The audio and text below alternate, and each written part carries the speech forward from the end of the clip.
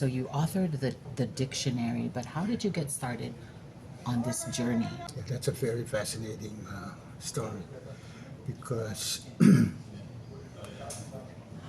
I suspect the reason why I ended up doing the dictionary or doing lexicography work is because 2 summers I got involved, actually 3 summers. One in Hawaii in 1966.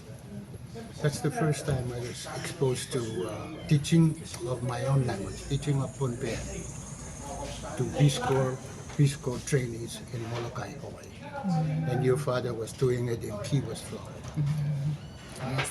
Anyway, both of us, that's our first experience in exposing ourselves into the teaching of our own language. We never taught Pohnpeian before.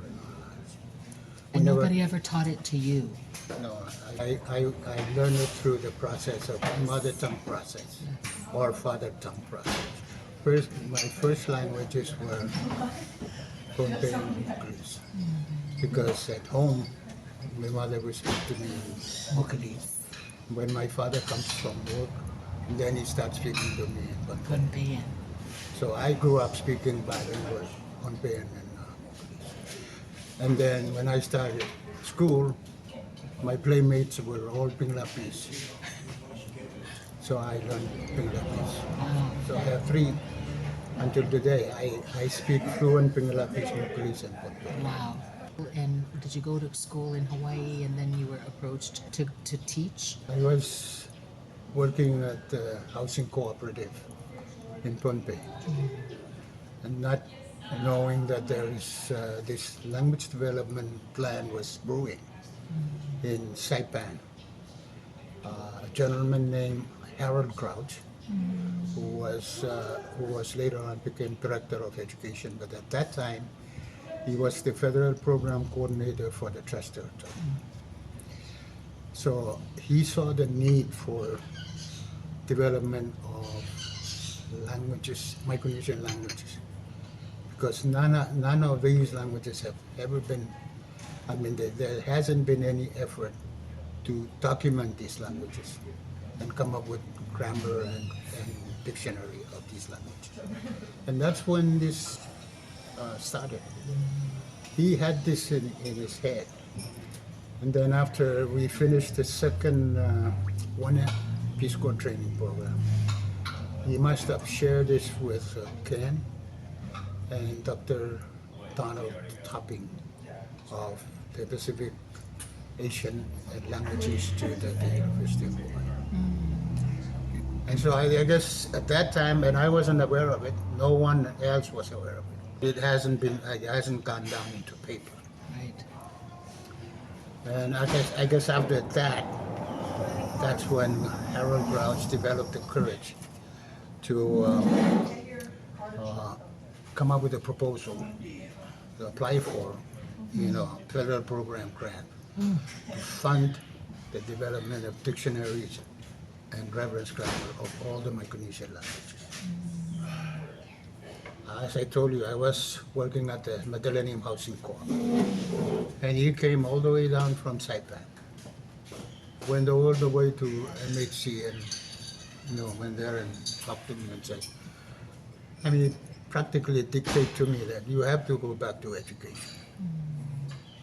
I was a little bit irritated because now who's going to tell me? Only my father would tell me something like that. But he said, yeah, you don't belong here. You belong to education. And then he said, there's going to be a new program, and I want you to apply for it, and you will go to Saipan, spend 2 weeks of training, and then you'll come back to Pohnpei and implement the program. And that program is called Adult Basic Education. All the 6 districts of the trust territory. Right. Palau, Yes. Yap, Chuk, Saipan, Pohnpei, and the Marshall Islands. And so I applied, and I went to Saipan, and I thought that was it. I will come back and I'll teach. And I practically started the program, and I taught English, uh, teaching old people who are already working for PTA, working for several programs in the government, how to learn the names of the tools that they use in their career. So build their vocabulary, build their English, grammar structure until they're able to communicate in basic English. But as long as they know the tool, they know how to, express that, so that they can talk to their supervisor. And so that's it. I thought that's it. Well, I like it. I'm an all basic education specialist. So back to teaching. That's where I started. But I guess teaching is something that I really wanted to do, because when I came back from high school, I started working as a teacher, classroom teacher. And then they announced the opening of the PALI project, Pacific Language and Linguistic Institute project, which will develop dictionaries and reference grammar for all the Micronesian languages. So I told a friend of mine, his name is Singo Hadley, through Pohnpeian. So I thought, this guy is the right one for the project. So I even wrote a letter of recommendation and attached it to his application, sent it off to Hawaii. When after a few weeks, after they made screen all the applicants or applications, and the name came, that all the names were publicized, and my name was on it. And the guy who was coordinating the project said, "Did you apply for it?" I said, "No, I didn't." He said, "No, it is not possible that you didn't apply and your name, appeared in this list." I saw it. I swore to him. I said, "I never applied." So I started there. There's some kind of monkey business going on around here. What happened? Did they read your letter and they thought, well, we're going to take this letter, we No. want this person? All the time, Ken and Tan tapping, I because see. I've worked with them. They were my supervisor I see. when I was teaching Peace Corps. I see. And to them, they saw the potential in me Yeah. to pursue, Yes. more into the language, Micronesian language development. Right. So both of them agreed. This is the right guy. But it was very embarrassing because I'm a Mokilis, I'm not a Pohnpeian. So was that an issue at that time? Nobody raised it. They must have raised it. But for you, you might have felt But I was very sensitive to that because I know where I come from. So that's what happened. So you might say the reason why I got involved was I was around at the right time and I know the right people. Because if I didn't know Harold Rouse, I wouldn't go back. I wouldn't do adult basic education. If I didn't know Ken Ray, he wouldn't cooperate with Don Tapi and put my name there and take Singo Hadley's name out. Right. And I heard my friend. I had to apologize to him. He still, I think he died a few years later. I think he still believed that I deceived him. Oh, Because he said, this time you applied and yet you deceived me that you were recommending me to do the dictionary work. We never mended our relationship. And then he died. So that's one thing I regret. But there's nothing I could do. that's But amazing. that's how I got in there. And then if you look at my biodata, from there I got my degree in applied linguistic in liberal arts. And then from there I started actually, I came back to Pohnpei, and when Ratio became governor, he didn't know what to do with me. Where do you put someone with linguistic background and experience in lexicography. So I guess he was in desperate need for someone to run the Department of Education. So he just threw my name in there as a Libyan. Threw my name in there, so legislature approved it. So I went into education administration. 2 terms consecutively when Rachel was elected governor. Yes. And then I switched to Department of Health Services and be director of Department of Health Service under Johnny David. And then when Del Banglinan was elected governor, I came back and also served as director of education. Then after that, I became, there was a project, the National Language and Linguistic Institute, that started at COM. And the guy who wrote the project identified me to be the right person to run it. 2001, I went to COM and worked there for 4 years, and I reached retirement age. Then I went on retirement. Is there anything about studying Pohnpeian as you were working in the dictionary that you didn't realize, that you hadn't known before you went into the work? Oh, a lot. Oh, you're talking about, learning a lot. A lot of people, I mean, a lot of things I didn't know when I plunged myself into the lexicography work. But luckily we are able to collect some old references. Father Quintero came up with the word list. Well, he called it a dictionary, but it was never published. But he's got mimeograph copy of his work. And Mike Sam, I'm still grateful to Mike Sam. Mike Sam sent me a copy because they felt that I would help me in my work on the second edition. And that's what helped Ken and I.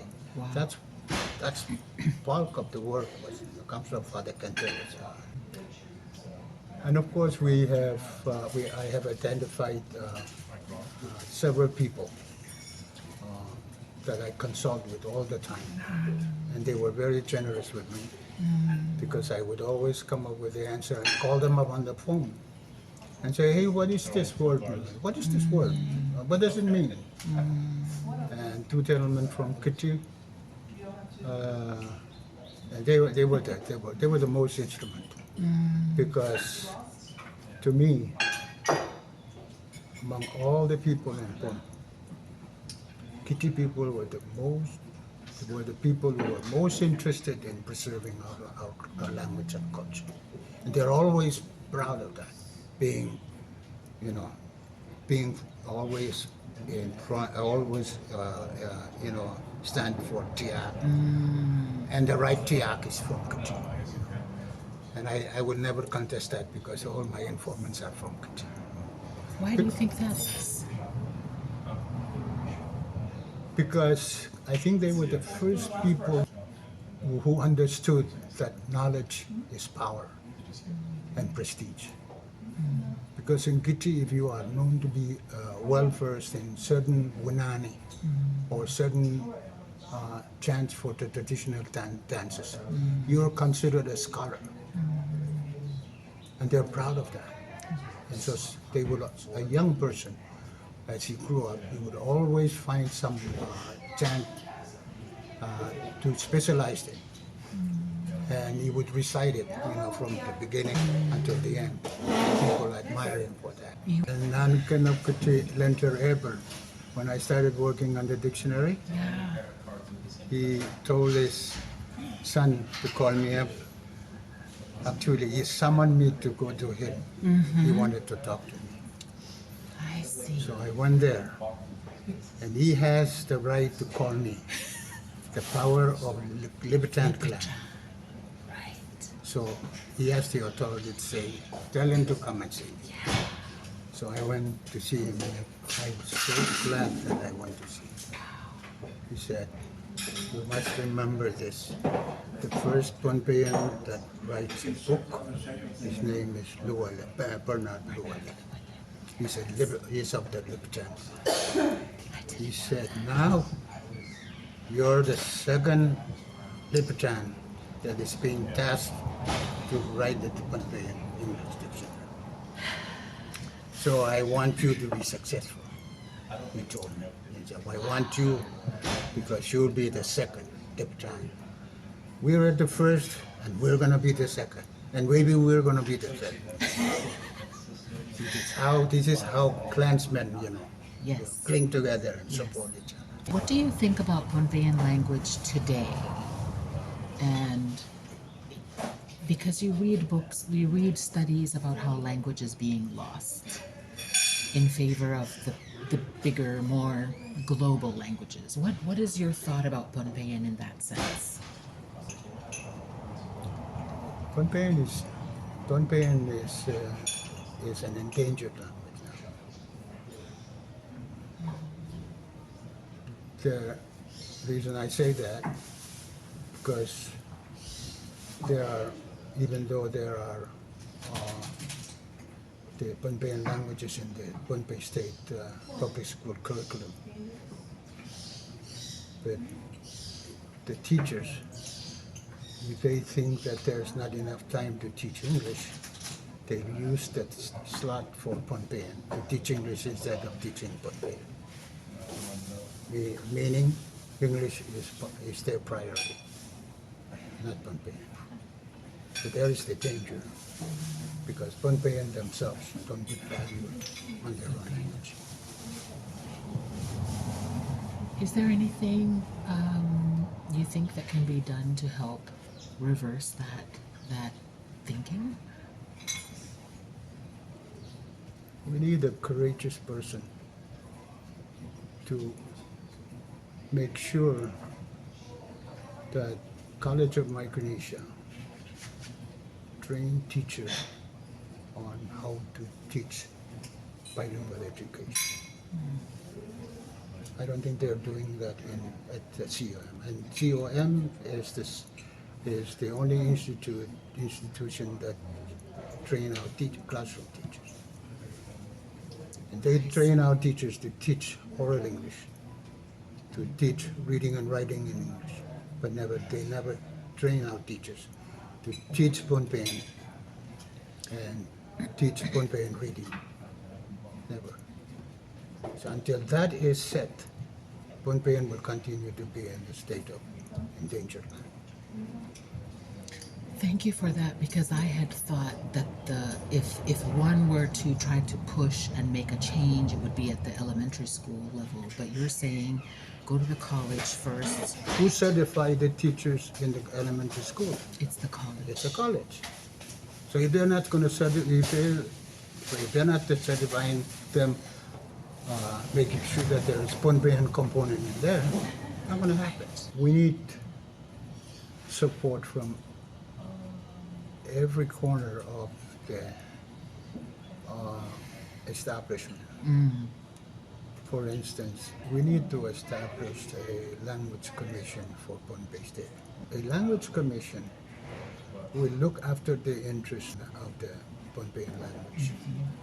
And it's the language commission that will ensure that Pohnpeian language continue to survive. And in the absence of that, if there's no legislations that, support Pohnpeian, Right. you have Nothing to fall back on. there's right? nothing to fall back on. But for some reason, they established Pohnpei study program. We don't need Pohnpei study program. It will surely come if you have the commission, Right. If you have the language. if you have right? the language. Yeah. Right, because that's the foundation. Yes. I worry a lot, but my doctor said, don't worry about it. You already laid the foundation with the dictionary, so I think so you've already done your part. Exactly. Do you think it's important for us to learn Pohnpeian? Because you mentioned it's endangered. Yeah, Is because the world is becoming more global, and everything is in English, should we continue to speak Pohnpeian? I think it is important because I think of my language, Pohnpeian, as my cultural soul. And if I don't have that soul, I have no pride. There's nothing I can be proud about because I'll be just like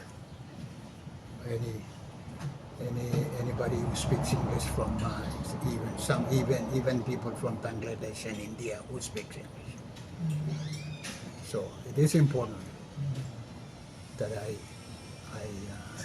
put value in my own language. Nowadays, I see a lot of people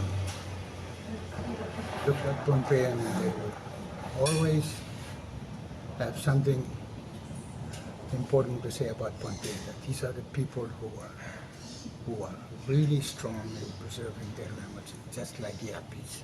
Yapis first and then Pohnpeian second. Dictionary work? Huh? The dictionary work? No, Or just in their culture? That's in their culture and preserving their culture of who they are. Yapis comes first, and I think Pohnpeian comes second. And I want to keep that because as I say, it is this. That's my soul. People recognize that, even though it is. English is so globalized. Even the indigenous languages still are important. Look at the Native American languages. Now they find out that they were happy that they were able to preserve their language and their culture. But many people thought that the Native American languages would be extinct. But no, they're proud of trying to keep their language and culture going. How many centuries now?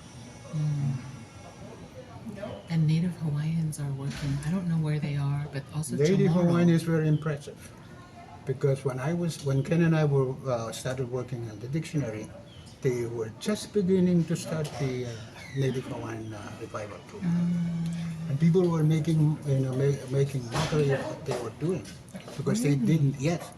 Even now, even myself, I thought that was funny because I never thought that they would revive their culture because they've already lost their culture. How do you have a language without a culture? But they managed to revive that, and they are now revitalizing their old chants, and they're relearning this cultural skills that they used to have. And young Hawaiians are speaking Hawaiian. But Ken and I never thought they would be successful. And now I'm really, they convinced me. I never thought Pohnpeian would still be speaking Pohnpeian today. Really? Even today? No. When I was going to school, I thought we would be anglicized totally. Somewhere back in the 80s or the 90s. But Pohnpeian is still going going. For some reason, we don't know why we have this courage to, not all of us, but some of us have the courage to think that this is going to continue. And I want to take advantage of that. Never give up yet. We're working today on an online dictionary. And I was retiring and I had nothing to do. So I told Ken, I said, I'm going to start writing down entries. When I find entries, I'll just write it down and define it crudely. And then when we find some fun to work on the second edition, you and I can work together and refine some of the things that I've already started. And that's what we did. And he was still he became the chair the chair of the linguistic department at the University of Hawaii. So he was busy. He couldn't be involved at the same time I was already started working on the I second. see. Yes. I was the one that started the second edition. I see. And then when he retired from his post as chairman of the linguistic department, that's when he joined me, and two of us continued to pursue this. I see. And what was your goal? Were you just putting everything in the printed dictionary online? Yes. Or were you also expanding to other words that had not been in the printed version? What happened? We expand to anything that I can find. Right. Anything that I can find. If it is a Pohnpeian word, I just document it and define it. And then when Ken and I start working together, we can refine the definition. I wasn't worried about the definition. I just need to document it. The word. So that I don't forget. So when Ken went on retirement, then we got some funding assistance from the Pohnpei Department of Education, so that we can purchase laptop that we use for working on the second edition. And we noticed from the dictionary, our online dictionary, that there are a good number of people that are using the dictionary. You're able to track Yes. who's using Yes. it, where they're from, and how. No, we don't know You where can't they're see. from, Okay. but we know by the numbers many? that there are a lot of people are accessing the dictionary. So to us, that's what we consider important. Do you see the number rising? Yes, dramatically. Can you share the numbers? You Like can ask Ken approximate? because Ken He'll know will that. gladly Okay. he will gladly share the information. Okay. with you. Okay. That's good advice. I'll remember that. Kailangan. Well, thank you very much for your time today. Siguro. Ilang mas kalaraniaya Ubirong ilang kisiniyanga